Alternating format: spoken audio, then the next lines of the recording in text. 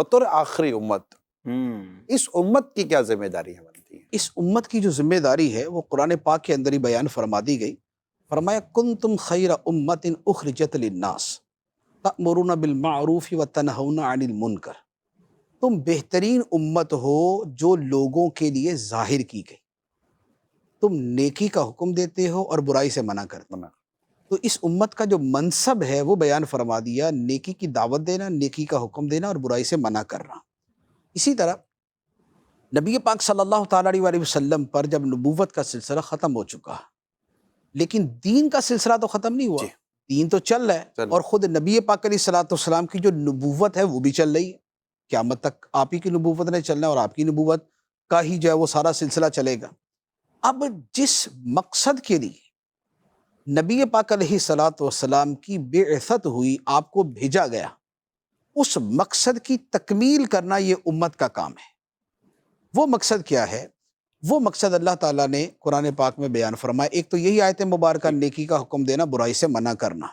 دوسرے نمبر پہ اللہ تعالیٰ فرماتا ہے هو الذی ارسل رسولہ بالہدی والدین الحق لیظہرہ علی الدین کلہ. وہی ہے جس نے اپنا رسول بھیجا ہدایت اور دین حق کے ساتھ تاکہ ان کے دین کو سارے دینوں پر غالب کر دے. تو دین اسلام کا غلبہ سارے دینوں پر، اس کی تعلیمات کا غالبانہ ساری تعلیمات پر، اسی کا چرچا ہونا اور اسی کا رواج ہونا اور اسی کا دنیا میں چلنا، یہ ہے نبی پاک علیہ الصلوۃ والسلام کی بعثت کے مقاصد میں سے.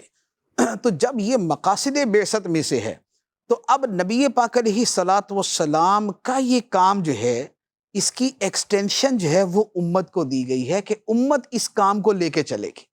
اسی لیے پچھلے نبیوں کے اندر یہ سلسلہ تھا کہ ان انبیاء علیہ السلام کے بعد نبی آتے تھے، لیکن نبی پاک علیہ الصلوۃ والسلام کے بعد یہی دین کی جو ہے وہ ترویج و اشاعت کا کام جو ہے یہ امت کے حوالے کر دیا گیا.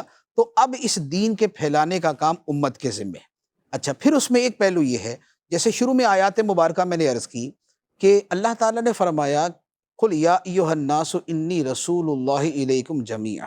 اے حبیب تم فرما دو، اے لوگو میں تم سب کی طرف اللہ کا رسول ہوں. دوسری آیت کے اندر تھا کہ تم تمام لوگوں کی طرف خوشخبری دینے والا، ڈر سنانے والا بنا کے بھیجا. تو اب اس کا مطلب یہ ہوا کہ پوری دنیا کے جو لوگ ہیں، پوری دنیا کے لوگ اور قیامت تک کے لوگ، ان سب کے لیے ہمارے نبی صلی اللہ علیہ وآلہ وسلم نبی ہیں، رسول ہیں. تو ان سب تک پیغام پہنچانا ہے. اب وہ پیغام کس نے پہنچانا ہے؟ نبی پاک علیہ الصلوۃ والسلام نے اس پیغام کو اتنی صراحت و وضاحت کے ساتھ اتنے لوگوں تک پہنچا دیا کہ اب آگے یہ اس پیغام کو لے کے چلے.